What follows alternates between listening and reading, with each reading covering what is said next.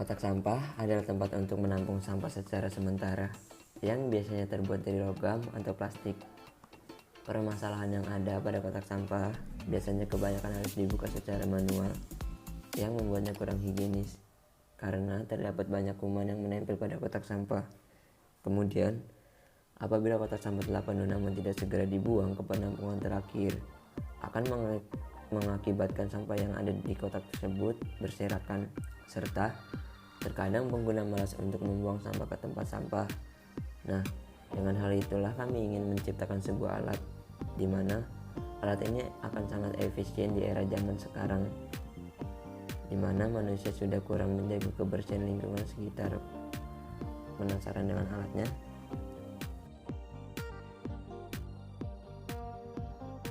Tempat sampah anti polusi. Tempat sampah anti polusi merupakan tempat sampah plastik yang dapat mempercepat penguraian sampah plastik, sekaligus mengurangi polusi udara karena tidak perlu membakar sampah plastik tersebut seperti kebiasaan-kebiasaan lama yang masih terjadi hingga saat ini.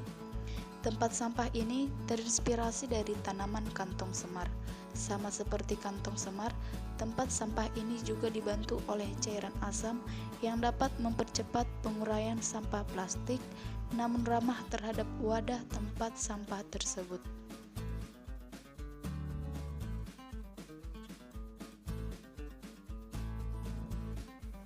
Kantong semar atau genus Neptis merupakan salah satu tanaman insektivora untuk memakan serangga dan hewan-hewan kecil lainnya.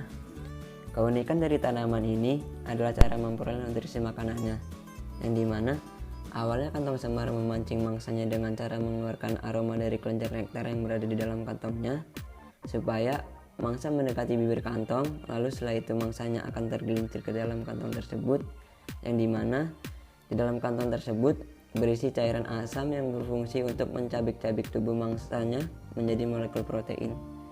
Selanjutnya, kantong semar mengeluarkan enzim proteolase sebagai enzim pengurai protein menjadi zat-zat sederhana seperti nitrogen, fosfor, kalium, dan garam-garam mineral.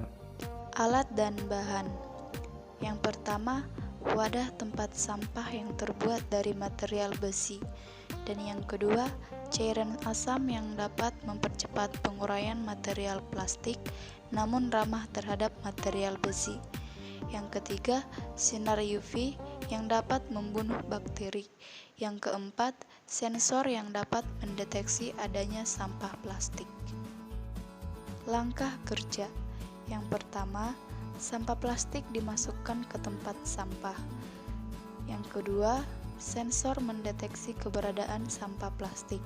Selanjutnya, sampah plastik akan disorot oleh sinar UV agar semua sampah plastik steril dari bakteri. Lalu, tempat sampah akan menyiram cairan asam hingga sampah plastik terendam sesuai jumlah sampah plastiknya. Yang selanjutnya, sampah plastik akan terurai oleh cairan asam. Sisa cairan asam yang telah digunakan akan terus digunakan secara berulang. Demikian video mimikri kami. Sekian dan terima kasih.